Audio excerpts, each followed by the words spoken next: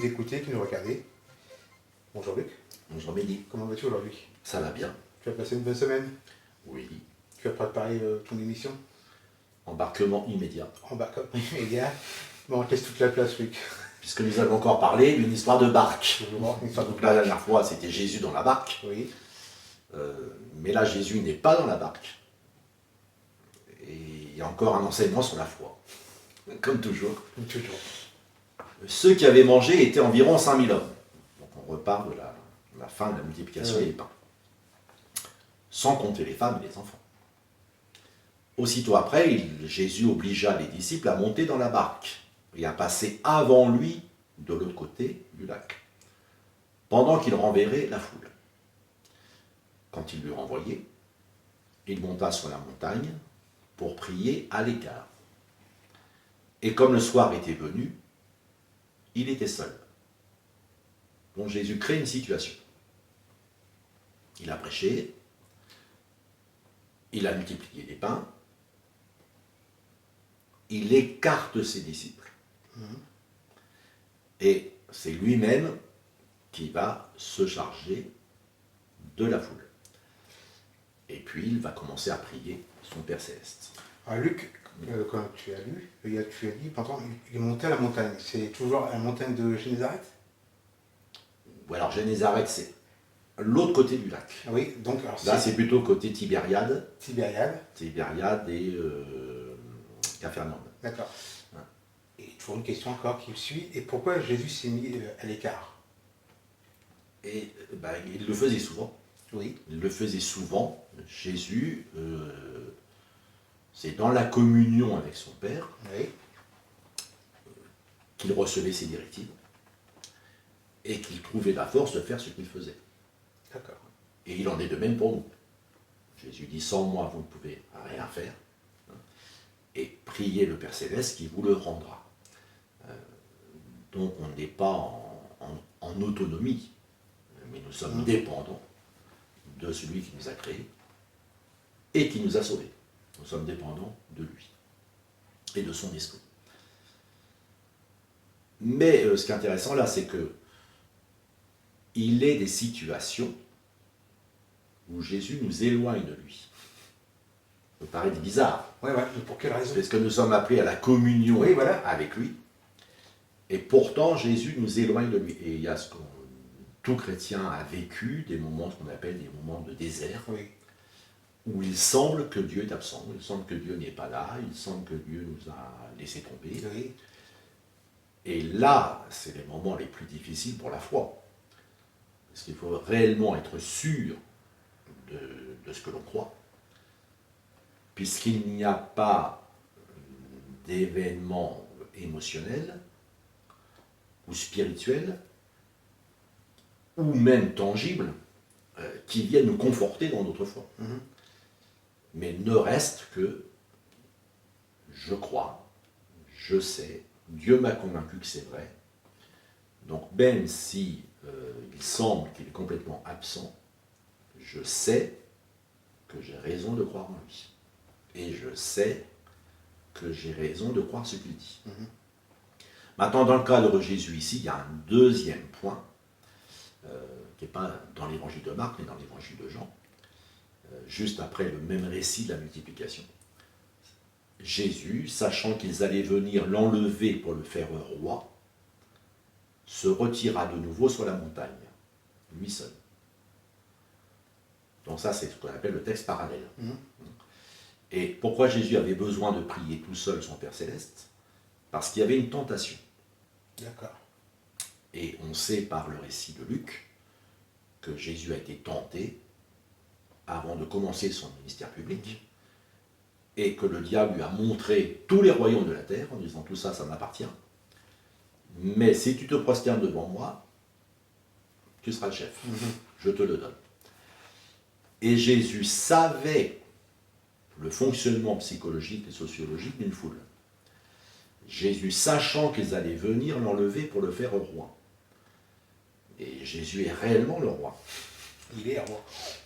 Donc c'était tentant, ça pouvait être tentant, d'accepter de devenir roi sans passer par la croix.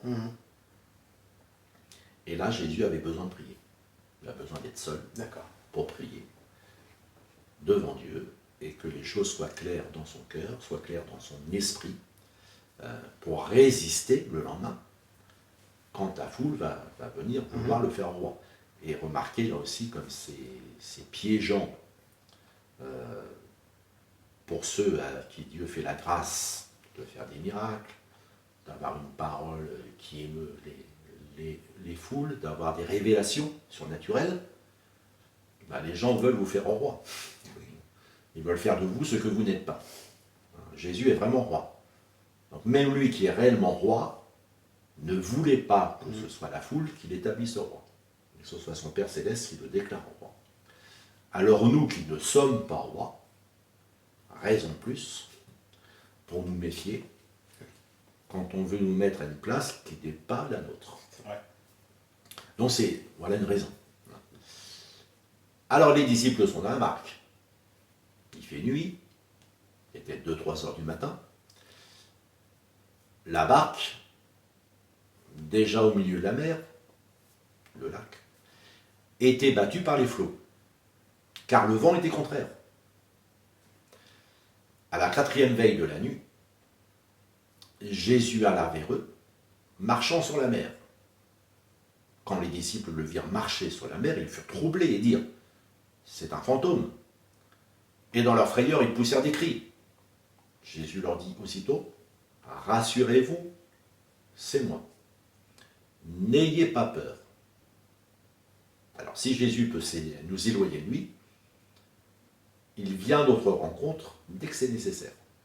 Et pourquoi le Seigneur il est venu marcher sur les eaux ou partir avec eux dans la barque, par exemple? Pourquoi il s'est servi de ça? Tu le sauras dans 5 minutes. 5 minutes.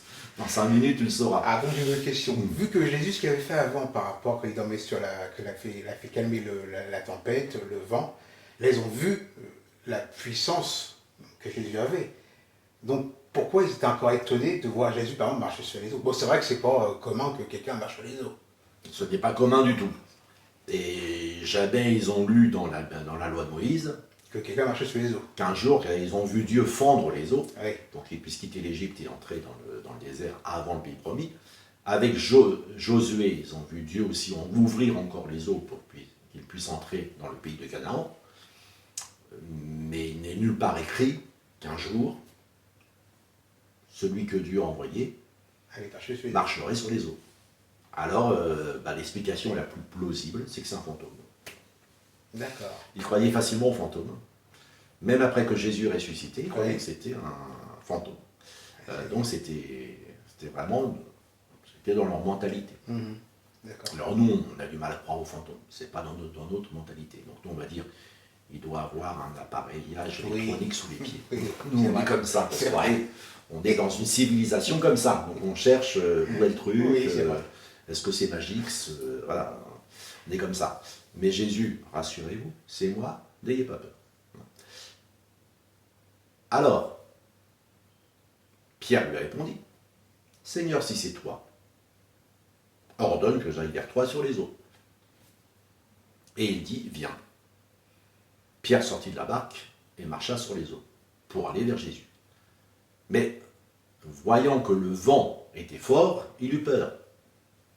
Et comme il commençait à enfoncer, il s'écria, Seigneur, sauve-moi. Aussitôt Jésus étendit la main, le saisit et lui dit, homme de peu de foi, pourquoi as-tu douté? Remarquez que Jésus ne fait pas de reproche à Pierre de douter que c'est lui.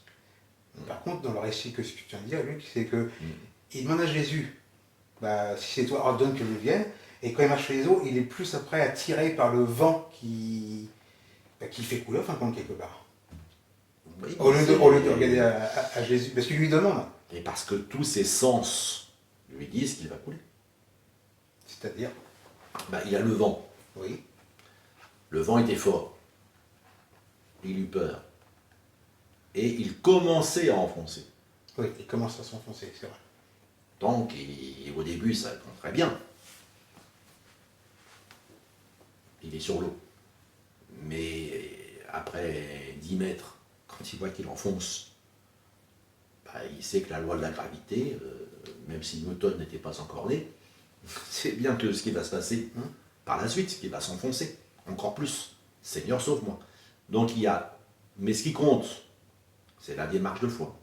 Mais surtout, ce que j'insiste, c'est Jésus ne lui reproche pas de vérifier que c'est vraiment lui.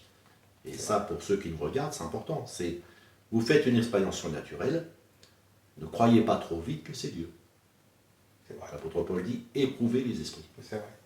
Donc il faut contrôler, vérifier. Et le moyen de contrôle que Pierre propose au Seigneur, c'est que j'aille vers toi. Si c'est toi. Alors d'accord, que j'aille vers toi. Et ça, Jésus ne lui reproche pas. Par contre, le fait qu'il doute, homme de peu de foi, pourquoi as-tu douté? Et dans la récit que tu as dit, lui, c'est que Jésus, en plus, il le prend en beau. Il dit, viens. Voilà, bien. Et puis remarquez que la demande de salut est une prière ultra courte. Seigneur, sauve-moi. Oui. Pas besoin de faire des... Tout à fait. Alors maintenant, j'en reviens à la question.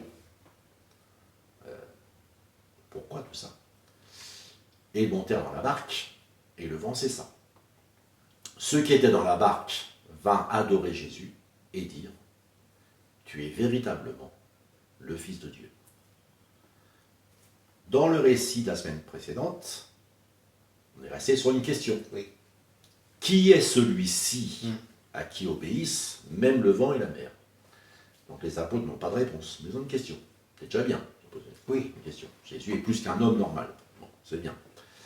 Mais là, ce deuxième récit, ce que Jésus a permis de marcher sur l'eau, que Pierre aussi a été attiré par lui, les convainc, il l'adore.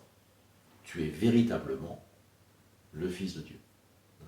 Et c'est à cette conclusion, pour quiconque lit la Bible, prie, cherche Dieu, ou se laisse chercher par Dieu, c'est la conclusion à laquelle Dieu veut l'amener.